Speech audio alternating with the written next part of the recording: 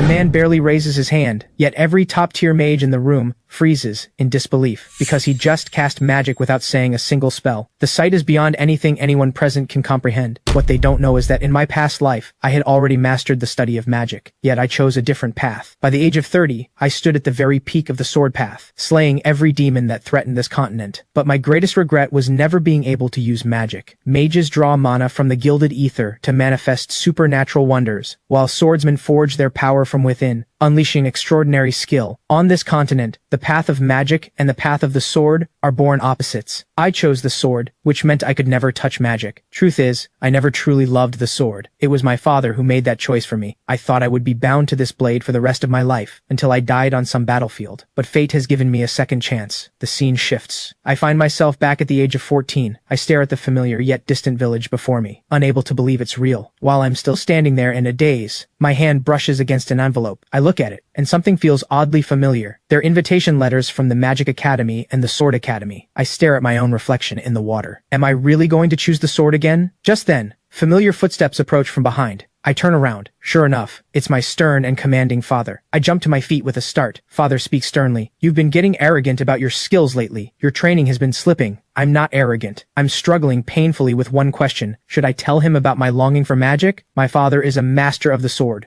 with countless disciples under him. As his son, I began training in the sword path from a very young age. One day, I excitedly told my father that someone had shown me magic, and that I wanted to wield such breathtaking, radiant magic of my own. Father's face went cold as stone. Magic is a trick for the weak. You are my son. In this lifetime, you will carry only a sword. His words were shackles around my wrists. But this time, I will break them with my own hands. I've had enough. It's time to walk the path I truly desire. My mind is made up. I will become a mage. In my past life, my father forcibly awakened my sword aura. So this time, to stop history from repeating, I have to master magic first. So I head into the forest, searching for a secluded spot to practice. I find a large boulder and sit beneath it, recalling the method a mage once taught me in my past life. That mage told me that mana fills the air all around us, and that, as long as I can sense it, I should be able to draw it into my mana circuit. I'm no longer a sword saint, but my senses from that life still live in this body. I should be able to feel the invisible current of mana flowing through me. I sit cross-legged on the stone. A violet energy swirls around me as the power of my past life begins to stir in this new one. A faint and unfamiliar sensation reaches me. I feel the flow of mana. I clench my fist in excitement. I did it. Suddenly, I sense an unfamiliar presence slowly closing in around me. Curious, I step deeper into the forest. Yet once inside, I can't sense any living creature at all. Then, just as I press forward, an invisible force slams into me and sends me flying. My mind goes blank. I crash to the ground on my knees. The stone figure has come alive, cracks glowing with light seeping through. What in the world is this thing? I'm still trying to make sense of it all when a woman steps out from behind the boulder. I recognize her instantly. She's the one who taught me magic in my past life. Her name is Merlin. Merlin demands to know what I'm doing here. Did I come to steal her research?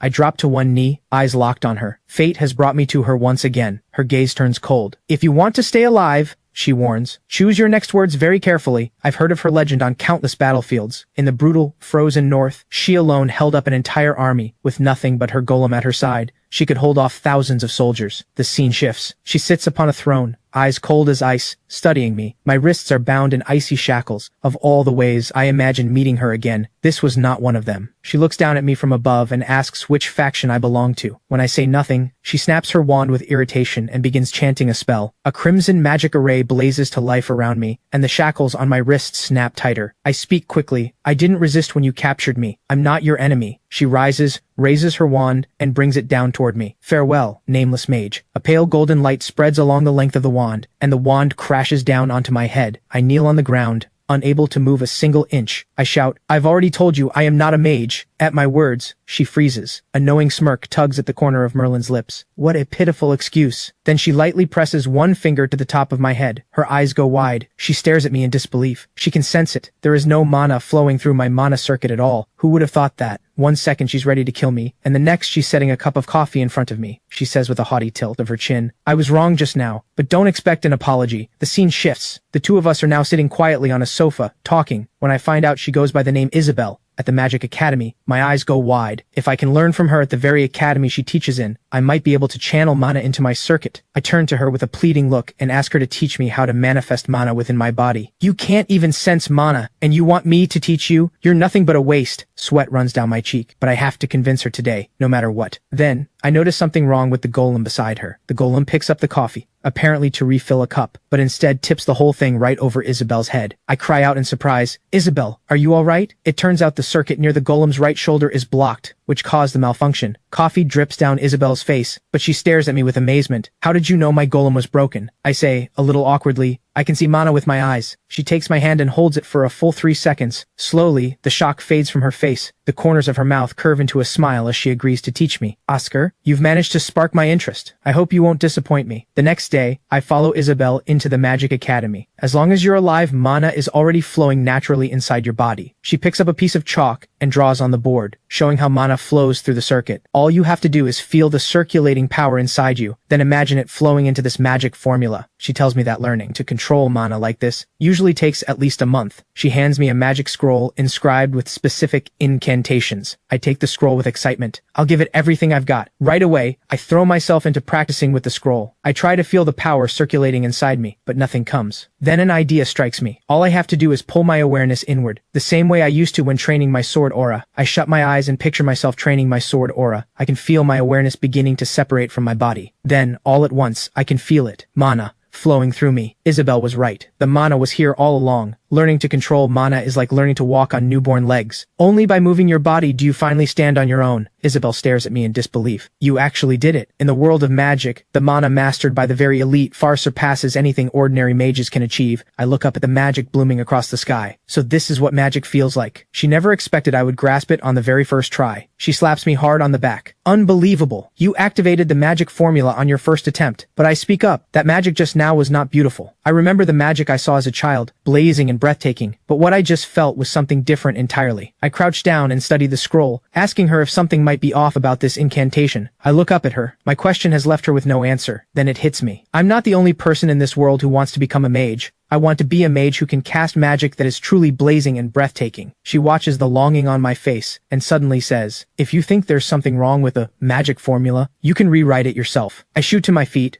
Unable to believe she means it, I immediately ask her how a magic formula is drawn. The scene shifts. My father walks through the shadowed corridor, sword in hand, then suddenly stops. He hears voices outside. It's the same guys who came after me, and they're talking about how I've become so powerful. They are my father's disciples. The moment my father was gone, they cornered me. They'd been looking forward to the academy break just for this. A chance to give me a very different kind of sword lesson. Once they entered the sword academy and awakened their sword intent, my father required them to spar with one another. So they turned to teaching me swordsmanship as a way to vent all their past frustrations. The short-haired boy raises his sword and demands I face him. I look at him and crook my finger with contempt. My swordsmanship is a gap you'll never bridge. Then I walk slowly toward the river, sword in hand, and hurl it into the water. The surface erupts in a great splash, and the sword slowly sinks to the bottom. What I just threw away feels like my entire past. I stand at the river's edge, looking out at the still surface, and make a decision. From this moment on, I will never wield a sword again. I will become a mage. The short-haired boy's eyes go wide. He can't believe what just happened. They burst out laughing. "You threw away your sword.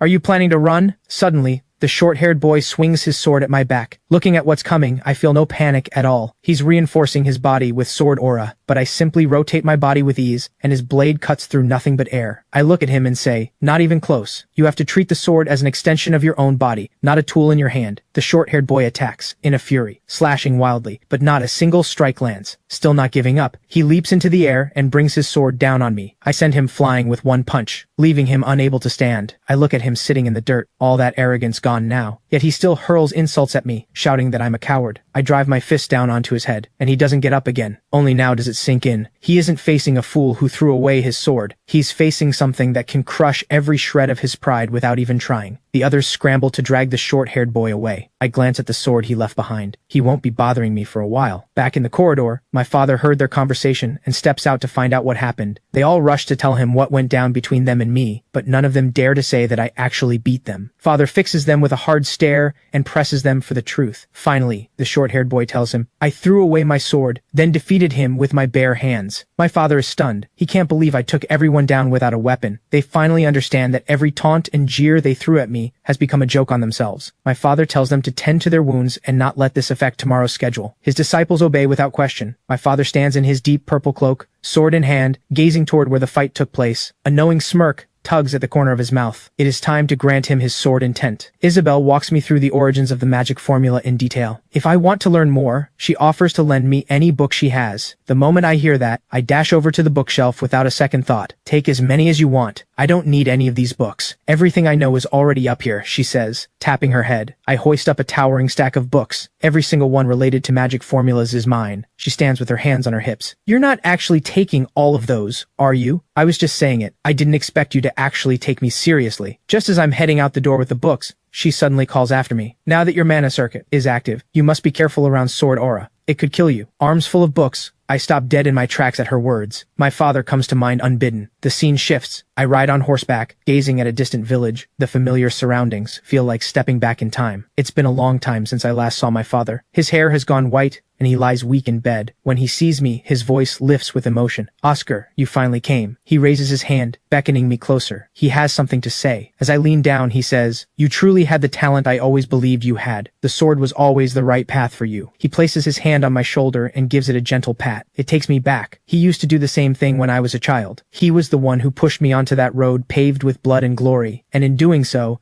led me to a path of utter isolation. The scene snaps back. I'm 14 again, staring at the acceptance letter in my hand, looking at the familiar name of the Sword Academy. This time, I'm saying goodbye. Father, this time, I will make you agree to let me enter the Magic Academy. Inside the hall, my father stands by a fire with his longsword, waiting for me. I walk toward him, acceptance letter in hand. I need you to sign this for me. Without his signature, I can't get into the Magic Academy. Father looks at me, puzzled. What is this? Something like this. I can sign any time. I eagerly hold it out to him, a weight already lifting from my chest. He takes it from my hands and opens it. His eyes go wide. This is not a Sword Academy letter at all. Oscar, why would you want to study magic? You were born my son. You grew up on the edge of a blade. I look at him, deflated. Do you remember when I told you I wanted to use magic? In anger, my father throws the Magic Academy letter to the ground. He points at me with a hard look. You were a child then. I dismissed it as nonsense. He shoves his hand toward my shoulder. You are not allowed to study magic. But the moment his hand touches my shoulder, he feels something strange. The mana within me sends him reeling backward. He looks at me in fury. You've already taken hold of mana. I did, because it was the only thing that could truly convince him to let me study magic. What are you trying to prove? Why do you need to convince me? Oscar, I already know. You took down my disciples with your bare hands. That proves you have a gift for the sword. I know I have talent for the sword, but I still want to study magic. Father raises his voice. You don't understand. If you stay on the path of the sword, you will succeed. I believe you may be right, but my mind is made up. Success with the sword cannot bring me happiness. At my words, he falls still, staring at me blankly. He presses a hand to his forehead and murmurs to himself. So that's what it was. I study his expression. Has he actually agreed? Then suddenly my father raises his hand to cover half his face, and a wild grin spreads across his lips. Cold sweat slides down my cheek. Father draws his sword. If you insist on going down the wrong path, I'll beat some sense into you. One day you'll thank me for it. I say coldly. That day will never come. I take out the Sword Academy letter. Father, I will never choose the sword again. And I throw it into the burning furnace beside us. Father stares at me in disbelief and says as he walks, Fine, I want to see whether you can actually learn magic. Suddenly he draws his sword. The sound of steel leaving its sheath cuts through the air. He hurls a spiral sword aura straight at me. A cool smile crosses my lips. I turn my body with ease and the sword aura passes right by me, because I can read every move he makes. Even wrapped in sword aura, his attack is as clear to me as if I were holding it in my own hand. He was the one who taught me this when I was a child. It's carved into my bones. Fragments of memory flash through me, and the past overlaps with what's happening now. Father charges again, sword in hand. His sword aura crushes everything in its path. His sword aura drives me back. There's no denying it. My father is the standard every swordsman measures themselves against. Father looks at me and says, You're no slouch either. There isn't a second person in the entire guild with talent like yours. He holds out his hand. Stop being stubborn. Come back and continue your sword training. Is this your way of telling me to give up because you can't hit me? Nonsense, you fool. That's not who I am. Father, for you, talent seems to matter above all else. But I have something I absolutely cannot give up either. I reach into my pocket and pull out something that looks like a pen. Father scoffs. What is that thing? Are you planning to use that as a sword? It's a beginner's magic wand. I look at the magic wand in my hand, remembering what Isabel said. Using magic requires knowledge, and right now I don't have that knowledge yet, but I'm not afraid, because neither does my father. He has absolutely no idea what I'm about to do. As I pick up my bag and prepare to head to the Magic Academy, I hear familiar footsteps behind me. I turn around. Sure enough, it's my father. Seeing me about to leave for the Magic Academy, he speaks. There are people in this world who have spent just as many years mastering magic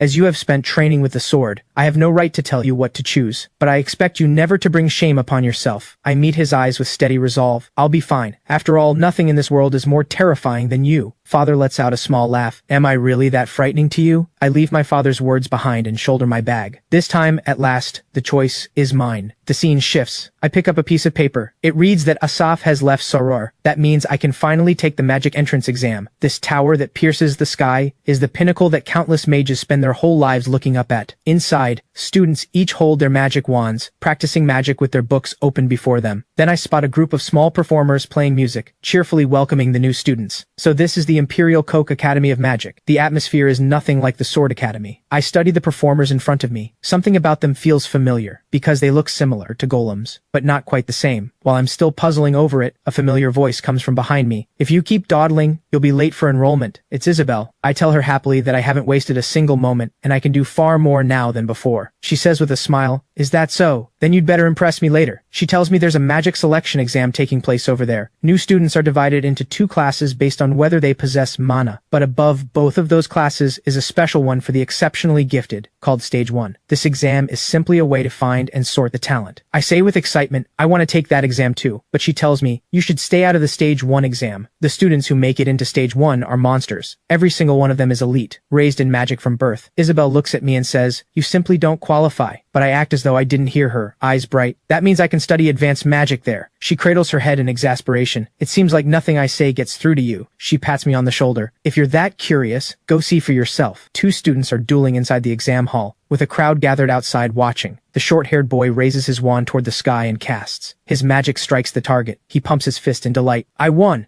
I'm getting into Stage 1, so the exam is to hit a target with magic. If that's all it is, I can do that. The words stun everyone around me, but all I can see is the door to advanced magic swinging open. From behind me comes a sharp, contemptuous laugh. A silver-haired boy says coldly, a commoner like you has no place being here. I quickly explain, I came because I heard any new student could participate. They whisper among themselves at my words. It seems like this really isn't a place I belong. So this is what Isabel meant. In this class, anyone who isn't of noble birth is pushed aside. Then the silver-haired boy shoves me aside and tells me to stand back and watch him take the exam. The magic instructor checks the scroll for the silver-haired boy's name, confirming his eligibility. I watch his back, full of envy that he gets to compete. The silver-haired boy raises his magic wand. The top tier belongs to those who have dedicated everything to magic since birth. He unleashes his magic, and his power is the ability to freeze all things. Every student in the room is stunned. Without exception. So am I. I can't believe he's this powerful. Everyone gasps. That's the Jealousy clan for you, and that isn't even his full power. The silver-haired boy says with a lofty air, those who cannot cast respectable magic are not welcome here. I look at him and say, is that all you've got after pouring everything into magic? Not that impressive. The silver-haired boy stares at me in shock, unable to believe what he just heard. I act as though I've already moved on and walk straight past him. Just moments ago I was worried about whether I could make it into Stage 1. Watching your magic has given me back some confidence. I take out my beginner's magic wand and step forward. The students whisper among themselves, is he really going to compete with a beginner's wand? The silver-haired boy watches me with amusement. There's no way you'll beat me with that thing. He says with total confidence, my magic is flawless, because I am of the Frost clan, Glorisus. Someone like him,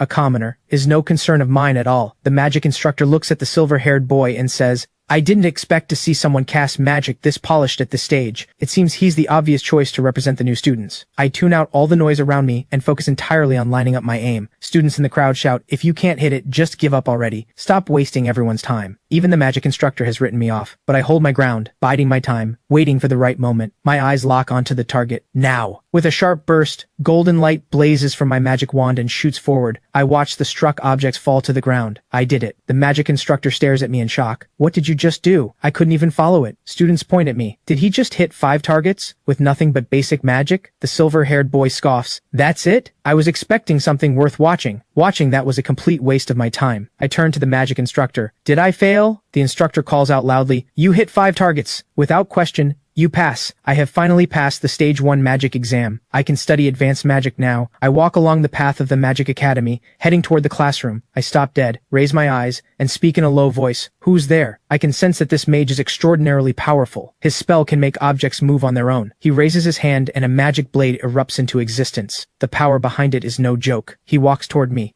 step by step, and greets me first. He turns out to be the dean of the Imperial Coke Academy of Magic of the Balmus Empire. I bow in apology at once, but the dean just bursts out laughing. I was the one spying on you just now. You caught me that fast. Sharp eyes. My eyes go wide and cold sweat breaks out immediately. The dean had been watching me this whole time, and now the dean has his eye on me. This is serious trouble. Then, something catches my eye. A familiar necklace hanging from his neck. My blood runs cold. I stare at the pendant on the dean's chest, glowing with a dim light. Memories from the moment before my death and my past life detonate inside me. The dean extends his hand for a greeting. I clench my fist, hold back my rage, and slowly raise my hand. I grip his hand hard, knuckles white, the urge to kill buried in my palm. A meaningful smile tugs at the dean's lips, but beneath it, his eyes hold a test I can't yet read. My eyes go wide, and cold sweat breaks out. He recognized me all along. Then a force that crushes everything explodes outward, and I'm blasted off my feet. I crash hard into the ground. Every bone in my body feels like it's coming apart. The dean speaks from the shadows. Your ability to read a situation is as sharp as ever. He flies toward me, wand in hand. Or is this nothing more than instinct? I grip what's in my hand and shout, "Are you here to kill me? Do you really think you can beat me with a little wand like that?" The dean flicks his wrist downward. A blue blade of light slashes toward me. I throw myself sideways. The blue blade grazes my clothes and flies past, blasting a crater into the ground behind me. A blue barrier crashes down over me, trapping me completely with no way out. I grit my teeth. My eyes go cold. If that's how it is, then I'll fight back with everything I have. I press my fingertips to the ground. A golden magic array hums to life, runes blazing along every line. This force is enough to blow that barrier apart. A flame bullet launches instantly, fire exploding all the way along its path, aimed to shatter the barrier and the old man behind it alike. The flames hit the dean dead on. He's sent flying, struggling to even stay upright in the air. The impact of the flame bullet freezes the dean in place. His eyes go wide, his face written over with pure shock. The dean snaps back, and in the next instant raises his wand, firing a wave of blue magic straight down at me. My eyes sharpen. I grab my magic wand and brace to meet it head on. I realize I can't break through the spell, so I immediately redirect my attack at the dean himself. The dean looks completely baffled. He didn't expect me to come straight at him, and I'm completely baffled too, trying to figure out what he's playing at. The next moment, I'm crouched on the ground, still catching my breath, leaves flying in every direction from the shockwave. The dean taunts me, "Out of mana already? You had your chance to finish me. Now it's your turn to die." I say weakly, "Dean, you have to be joking. You were testing me. What was the point of all this?" The dean strokes his beard and says unhurriedly, "As expected, you figured it out. Many people here treat magic as a privilege, but the nail that sticks out gets hammered down, and opportunity slips away. I wanted you to feel that firsthand. Through this test, I find I may have underestimated just how deep your potential runs." I ask quickly, "So if I stand out too much, I'll be targeted like this. Is that what you're telling me, Dean?" The dean crosses his arms and says, without even looking up, "Yes." My expression darkens. So this world does not allow gifted mages to exist openly. The mages in my past life said the same thing. Someone with talent like mine had no right to exist. The dean says, arms still crossed. Others have said the same before. I snap my head up,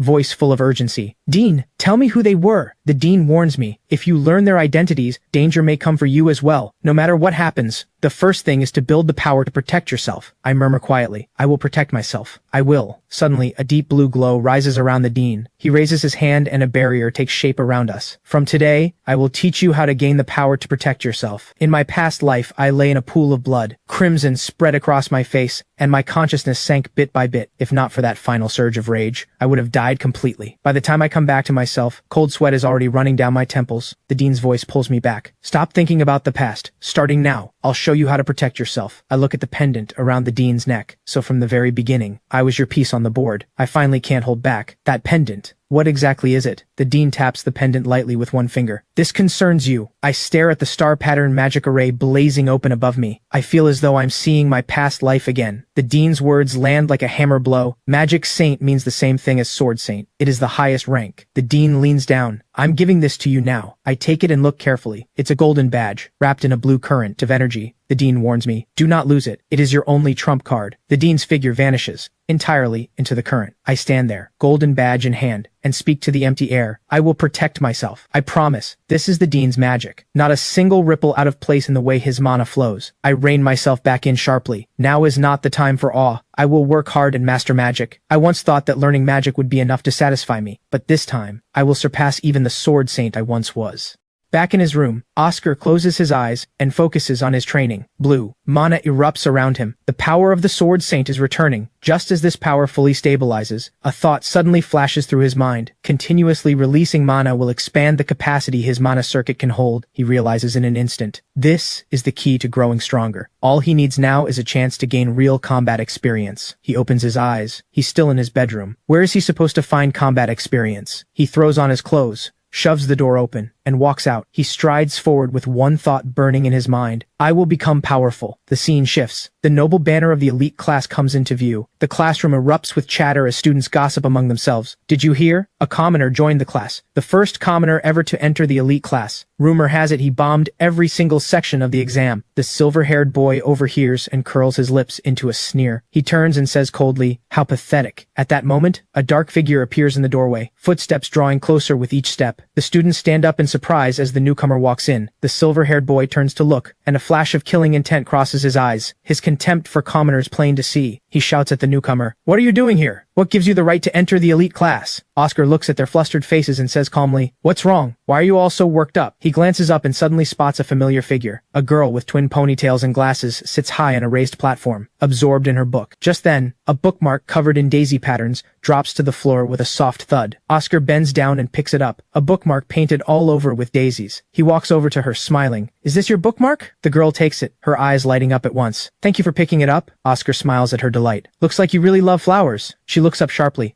eyes going wide, and blinks. How did you know? Because I think that's a beautiful flower. My name is Oscar. Nice to meet you. May I sit next to you? She smiles and nods. Of course. Please sit. I'm Lily Lore. Suddenly a voice rings out. Looks like everyone is here. No one in sight. The students look around in alarm. Whose voice is that? The podium holds nothing but a single book. No one there at all. Then the book on the podium begins to flip wildly, every page packed with dense text, and pages swirl through the room on a wave of golden magic. Students cry out in fright. In the middle of the chaos, the sharp click of high heels cuts through the noise. The footsteps stop. A woman with an overwhelming presence steps forward. Hello, everyone. My name is Ruth, and I will be overseeing this elite class. You have all passed the selection exam, which means you have already proven your talent. Starting next week, we will begin live combat training against monsters. Oscar never expected to get real combat experience this quickly. This is exactly what he wanted. Ruth lays out the requirements. To keep each squad evenly matched in strength, we will form teams of 5. The students look puzzled. Evenly matched. Does that mean by magical power? No, it is measured by the total amount of mana your body can hold. They exchange glances. And how exactly do you measure that? The corner of Ruth's mouth lifts in a slow, unsettling smile. The magic array on her back suddenly flares, and she adjusts her glasses with a sheepish look. Well, I already finished measuring, actually. Students, each of you has a golden orb hovering above your head. That orb represents your total mana capacity, but the brightness varies from person to person. The brighter the orb, the stronger your mana. The dimmer it is, the lower your capacity. Ruth scans the orbs above the students' heads and notices several have reached mage level, though she wonders about that commoner. Oscar stares up at his own faint orb, curious what this magic is actually measuring. The class bursts into laughter. A commoner is a commoner. We're not grouping with him. Oscar hears the jeers, but there's no time to dwell on it. First things first, who is he going to team up with? Just then, a hand lands on his shoulder. He turns around, surprised. Would you like to team up with me? It's his seatmate, Lily. Oscar's face lights up. Absolutely. Girls who love flowers really are angels. But Lily turns serious. We'll have to ask Levin first. Oscar blinks. Who's Levin? The red-haired boy nearby crosses his arms and scoffs. Who told you to invite him into our squad? Oscar steps forward quickly. My name is Oscar. If you'd let me join, I'd be truly grateful. Levin studies him for a long moment. Just when Oscar thinks he's about to be turned down, Levin slams his palm on the desk. Protecting the weak is a noble's duty. Fine, you're in. Consider yourself the luggage carrier. The moment Levin finishes speaking, everyone around them turns to watch. Lily comes over to reassure Oscar. Don't let them get to you. Nobles have been training in magic since childhood. The gap is natural. Walking alongside her, Oscar says, I don't care what they say or think. I'll prove myself through action. After announcing the requirements for the combat training, Ruth turns and leaves the classroom. Someone calls after her. Professor Ruth, wait a moment. Ruth turns around and looks at him coldly. Is there something you need? I just want to ask, why is that commoner placed in the elite class? He can barely use magic, and his mana is pathetically low. He doesn't belong here. Someone with 0 experience will fall behind immediately. Ruth smiles and asks in return, a commoner? Are you referring to Oscar? I don't see it that way. He only awakened his magic 6 months ago. Do you still think he doesn't belong? The silver-haired boy's expression freezes. That arrogance he wore so proudly, shattered by a single sentence from Ruth. Ruth's voice carries one final thought. He will grow stronger. In a few months, Oscar will be saying exactly what you just said. That is the real reason we conduct field training. The silver-haired boy watches Ruth walk away in silence, unable to believe that the commoner he dismissed will, in just a matter of months, surpass the noble cultivation he is so proud of. The scene shifts. Lily brings Oscar to the library and fills him in on how the academy works. Most nobles have been training since childhood. By now, the majority hold at least proficient mage-level mana, Oscar says with admiration. Proficient mage level means they're ready for real monster combat. Reaching that at their age is genuinely impressive. Lily then asks, Oscar, how long have you been studying mana? He answers, 6 months. Lily stomps her feet with excitement, pumping her fist. You're incredible. 6 months, and you've already reached this level. She leans forward and grabs his sleeve. How did you do it? Are you some kind of genius? Oscar looks at the excited Lily and can't help but smile. Maybe this really is my gift. Then something occurs to him. Who is that red-haired guy? Lily explains patiently. His name is Levin. The Levin family is one of the most prominent noble clans around, and surrounding families compete to stay in their favor, hoping for their protection. Levin may be rough around the edges, but his strength is real. When things get serious, he will protect us. Oscar listens, exhales quietly, and closes his eyes. He won't let this rare opportunity slip by. Before long, the day of the combat assessment arrives. Students gather in small groups, buzzing about what might happen. Professor Ruth's voice cuts through. All right, everyone, let me run through the training one more time. This forest is home to low-level monsters. Your mission is to survive one night inside. This is the practical follow-up to your selection exam. Each squad leader will receive one spell paper containing a defensive barrier and a flare spell. Use it if things turn critical. The students murmur among themselves. Sounds simple enough. If monsters attack, just use the paper, right? But Professor Ruth's voice turns ice cold. Any squad that does will be removed from the elite class. The room goes dead silent. The news lands like a hammer blow, and students cry out in disbelief. Every face goes tense. It makes clear just how much it means to a noble to stay in the elite class. Levin crosses his arms and declares with full confidence, as long as I'm here, we are not retreating. I am a noble. I will protect every single one of you. The whistle blows. The forest mission begins. Everyone huddles to confirm directions before setting out. Suddenly, a massive backpack hits the ground with a heavy thud. Levin plants his hands on his hips and looks at Oscar. Hey, stop staring. Go carry the luggage. Lily says, that's way too much to carry, but Oscar takes the pack. I've got it. I said I would from the start. Levin watches and snorts. I like people who know their place. Oscar carries the enormous pack and walks behind Levin alongside Lily. Without looking back, Levin says flatly, don't slow me down. Not long after, the boy who had been talking so big is drenched in cold sweat, barely standing. The others crowd around him with concern. He waves them off, too proud to admit it. The terrain here is rough. It's difficult to walk. Oscar smiles and says, can you even stand? Want me to help you up? Levin grits his teeth at the jab. He springs up, shoves Oscar aside and shouts, shut up! I don't need you. I'm fine on my own. Lily is also struggling with the terrain, and Oscar quickly steadies her to keep her energy from draining. He watches the others gasping for breath, while he himself feels completely at ease, not tired in the slightest. They walk for half a day without encountering a single monster, likely because this zone is managed by the academy. Then Oscar's eyes go wide. He sees blue mana in the air. A veil of blue mana surrounds them, and a white light glows directly ahead. They move toward it. Oscar's nerves snap to attention. This barrier feels similar to the one in Isabel's workshop. He shouts out loud, stop moving! There's danger up ahead. But Levin fires back arrogantly. Who do you think you are, giving me orders? I want to see exactly what's up there. The magic array beneath their feet suddenly lights up, and a mysterious force pulls them in. A crimson glow wraps around them all. Oscar stomps down on the magic array, and the red runes shatter on impact. Lily grips her wand and cries out, what's happening? Oscar realizes this is space-altering magic. They have to break out now, or they'll be trapped forever. He tightens his grip on his wand and shouts, everyone, ready your wands. The space shatters all at once, red light raining down like shards of glass. As the magic array breaks apart, they can finally see their surroundings clearly. Lily turns to Oscar. This isn't the forest we were just in. Suddenly they notice something on the trees ahead. Moving closer, they find numbers carved into the bark. The students stare at the markings, and it hits them all at once. This is Training Ground 5. Oscar watches them murmur among themselves. This is the senior students' training ground. How did they end up here? He thinks back to the moment he stomped on the magic array, shattering the runes instantly. Was that magic array a trap someone deliberately set? He turns to Levin urgently. We need to use the spell paper and call for help. Now. Levin takes the spell paper and examines the runes written on it carefully. Then, he tears it apart. Oscar stares at him, speechless. The other students shout at him, what are you doing? That was our only way to call for help. But Levin dismisses them. Convinced this is just a leftover transport array the academy forgot to clear, he announces with complete confidence. This is an opportunity. If we train here, the academy will think even more highly of us. Before Oscar can argue, Levin is already walking forward, waving the group along. Let's move. Lily grips her wand and pleads with Oscar not to leave her side. Oscar follows at the back of the group, watching Levin's retreating figure, and lets out a quiet sigh. Then Oscar freezes mid-step, his pupils contracting sharply. A wave of danger is closing in. The next second, wolves burst out of the trees, packs of them, the glow on their heads flickering like ghost fire. The lead four-eyed giant wolf lunges to the front, its fangs almost grazing their faces. The students stumble backward in terror. Levin's eyes burn with bloodthirsty excitement. Perfect timing. Oscar pulls out his basic magic wand, ready to fight at a moment's notice. He's a little nervous, but this is exactly the real combat experience he has been looking for. Just as he's about to charge in, Levin shoves him aside. Commoner, stand back. Let me show you how a noble fights. Oscar stares at him blankly. So, how does a noble fight? The four-eyed giant wolf's roar hits them like a physical blow, and it launches into the air, lunging at the group. In that instant, Levin pulls his wand from his pack. He raises it high, eyes blazing with excitement. This is real combat. Levin grips his wand with both hands and drives it into the ground. The magic array beneath him ignites, flames racing through the runes. With a sharp crack, the ground explodes,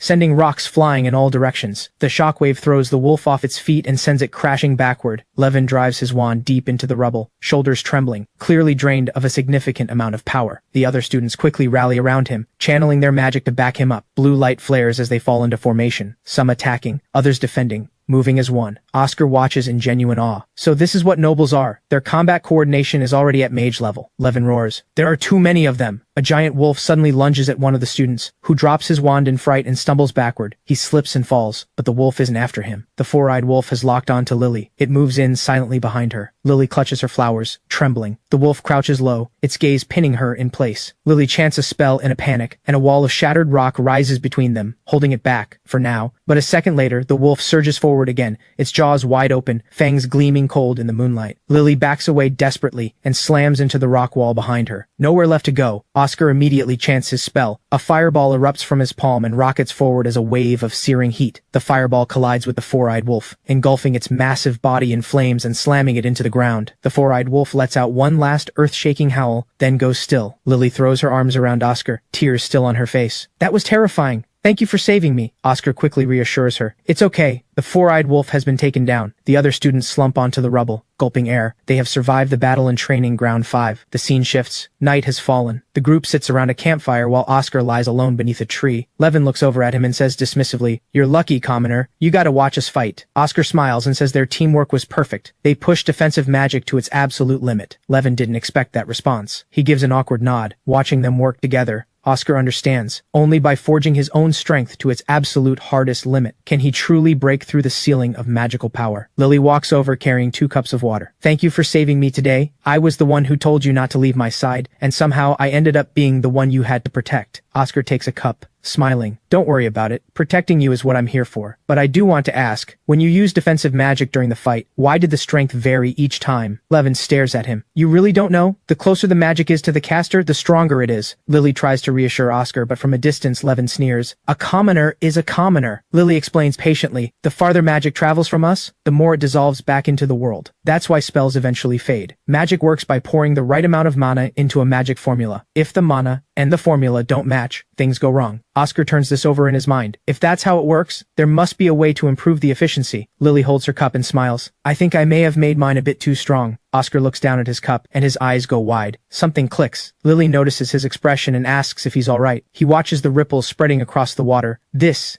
is the key to amplifying the force filling a vessel. He tightens his grip on the cup, cold sweat forming at his temple. This follows the exact same principle as sword aura. Meanwhile, on the other side of the forest, a masked figure in black stands before a glowing magic array. Through the magic array, the masked figure watches Oscar and the other students in real time. He listens to Oscar's words and tightens his grip on the whip in his hand. The masked figure murmurs, "Worthy of the sword, Saint, but I'd rather you kept quiet from here on." Not far away, Professor Ruth stands by a campfire, watching the students who withdrew huddled together for warmth. After everything they endured during the day, their faces still carry the shadow of shock. Professor Ruth speaks with a note of satisfaction. "Only 20% withdrew. This year's teams are performing exceptionally well." Just then, a soft sound breaks the silence of the assessment ground. The shift is changing. A female professor steps forward, wand in hand. It is Professor Isabel. The two professors discuss the assessment while the students students stare at Isabel in disbelief. Isabel gazes into the magic mirror at the students. So this is the survival performance of this batch. Her eyes settle on the assessment footage, and she says quietly, they performed quite well, worthy of the top tier. Then Isabel's expression turns serious. Why can't I see Oscar and the others? Professor Ruth comes clean. The tracking familiar used for the broadcast has malfunctioned. Something about this is very wrong. The scene shifts. Oscar leans against a tree, staring quietly at the cup in his hand. Lily and the others rest by the campfire, talking over everything that happened during the day. Not far away, one student grips his wand and keeps a watchful eye on the surroundings. Oscar holds the cup calmly, but inside, sword intent is surging through him at full force. Every strand of sword intent is compressed and amplified, every ounce of power coiling in readiness. A fierce light flashes in his eyes. What if he could compress and amplify mana the same way he does sword intent? The next second, the mana inside him surges out of control. Even the air around him trembles from the force. Oscar lets out a low laugh. This is the power he has been looking for. Frantic footsteps erupt from deeper in the forest, and two students come scrambling toward them. Levin pats his chest and says with a swagger, "Another low-level monster? Leave it to me." The moment the words leave his mouth, a blinding wall of flame erupts behind him, its savage force tearing through the darkness. Levin shouts, "What is that?" Lily answers in a trembling voice. A flame torrent. Then a massive stitched claw reaches out slowly from the darkness, and emerging behind it is a stitched dragon, its single eye glowing green, its presence enough to crush the entire forest. Levin and Lily stare at the scene in front of them, unable to believe their eyes. Oscar's expression turns grim, staring at the dragon. He knows. This assessment is about to become a fight to the death. The dragon snaps its massive jaws open, fangs gleaming cold, and lets out a savage roar. Levin shouts with a trembling voice, "How is there a dragon here? You'd need magic lord-class power to take that down." Oscar's eyes go sharp. This is no accident. Someone has had them in their sights all along. The students urge Levin to use the spell paper, only to realize he already tore it apart. Lily sees the situation and grips her wand tight, her face filled with despair. Oscar grits his teeth and says in a low voice, "We have no choice but to push forward. It's the only way we survive." Lily cries out in disbelief, "You want to fight a dragon?" The other students perk up at this. "With Levin's defensive magic, we can do it." Seeing no response from Levin, they suggest holding out under attack and waiting for the professors to arrive. Then Levin raises his wand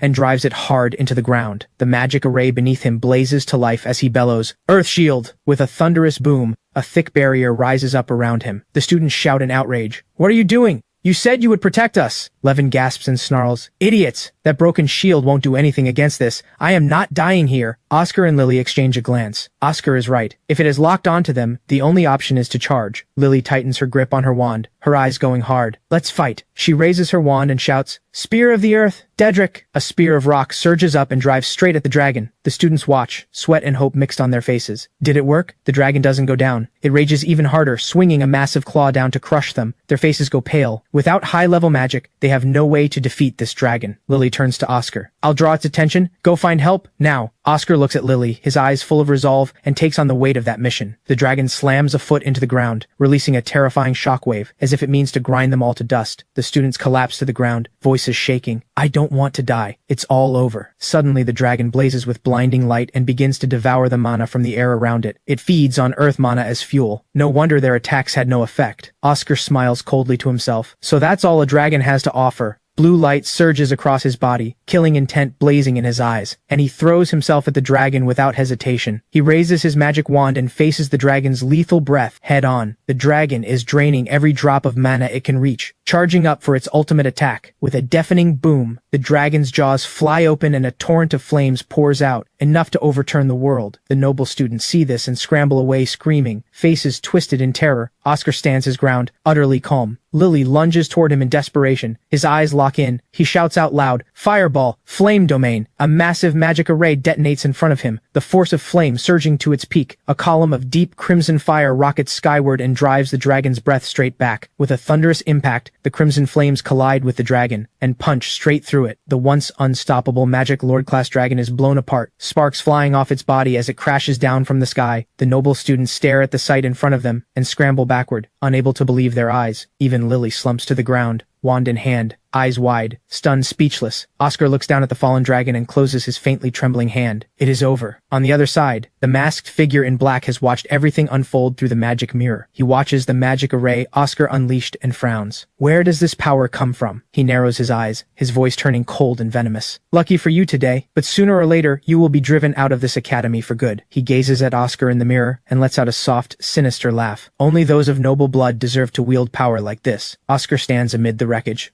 slowly raising his hand, looking at the lingering warmth of flames still fading from his palm. He closes his still-burning fist. A rush of joy and excitement he can't contain rising inside him. Mana flows all around him, applying the same principles he used to refine sword aura to condense mana. This is his own path of magic. The dragon that seemed invincible just moments ago now lies with its head tilted, bleeding out, completely still. Two students stand dumbfounded, unable to accept that a commoner just defeated a magic lord-class dragon. Behind him comes a loud crack, and Levin bursts out from his earth shell. The hand holding his wand is shaking. He stares at the scene in front of him, unable to believe what he sees. He looks at Oscar's slender silhouette. He was saved by a commoner. Lily hurries over, face full of worry. Oscar, what just happened? Did you actually defeat the dragon? Oscar's legs give out, and he pitches forward, his mana completely exhausted. Lily screams and rushes to catch him. Oscar drops down, bracing his hands on his knees, breathing hard, feeling the crushing exhaustion of a drained mana supply. He grits his teeth. The magical backlash from that attack nearly tore him apart from the inside. Just then, heavy footsteps thunder out from the trees. They all look toward the source, faces filled with dread. Lily's hands tremble around her wand. Are there more monsters in the forest? A massive foot slams into the ground with a crash, sending tremors through the earth. I sensed the tremors from a transport array and came to investigate. Sure enough, there's quite a mess here. A woman stands on the shoulder of a stone golem, her smile wild and dangerous. Students, are you all still in one piece? Everyone stares at her in shock. The person who came is Professor Isabel. The moment Oscar sees her, the tension leaves his body all at once, and he passes out. Isabel turns and looks at the dead dragon on the ground. I will be questioning every one of you